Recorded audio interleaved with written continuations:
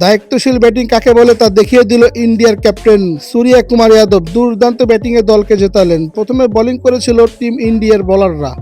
Bat করতে নেমে কিছুটা ব্যাকফুটে গেলেও পরে দারুণ শুরু করে রাসিন রবীন্দ্রা ও শেফার্ড। দুর্দান্ত ক্রিকেটটা খেলে নিউজিল্যান্ডের ব্যাটাররা। নির্ধারিত 20 ওভারে 208 রান তোলে স্কোরবোর্ডে। দলের হয়ে গুরুত্বপূর্ণ ব্যাটিং করে রাসিন রবীন্দ্রা ও অধিনায়ক মিচেল স্যাটনার। দুর্দান্ত ব্যাটিং করে তারা। তার চাইতে বেশি দুর্দান্ত ছিল টিম ইন্ডিয়ার বোলিং।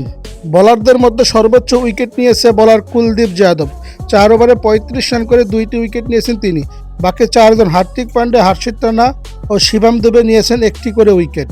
নিউজিল্যান্ড ইন্ডিয়াকে 209 রানের টার্গেট দেয় দ্বিতীয় টি-20-তে। শুরুতেই নিউজিল্যান্ডের বোলারদের অ্যাটাক। অভিষেক শর্মা 0 রানে আউট হয় এবং আরেক ওপেনার সঞ্জু স্যামসন মাত্র 6 রান করে আউট হয়। দুর্দান্ত শুরুটা করে নিউজিল্যান্ডের বোলাররা, কিন্তু এরপরে ম্যাচের মোড় ঘুরিয়ে দেন ঈশান কিষান ও ক্যাপ্টেন সূর্য কুমার যাদব। ঈশান কিষান দীর্ঘদিন পর টি-20 ক্রিকেটে ফিরেই ম্যান অফ দ্য ম্যাচ হয়েছে এই ম্যাচটিতে।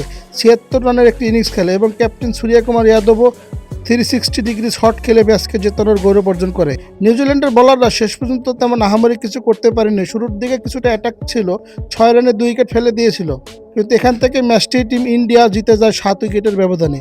দ্বিতীয় টি-20তে ম্যাচটি জিতে 2-0-তে এগিয়ে গেল টিম ইন্ডিয়া। বেস্ট প্লেয়ারের পুরস্কার পেয়েছেন হার্দিক ও ম্যান অফ দ্য ম্যাচের পুরস্কার পেয়েছেন ঈশান কিষান। দীর্ঘদিন পর দলে ফিরে দুর্দান্ত একটা নক খেললেন।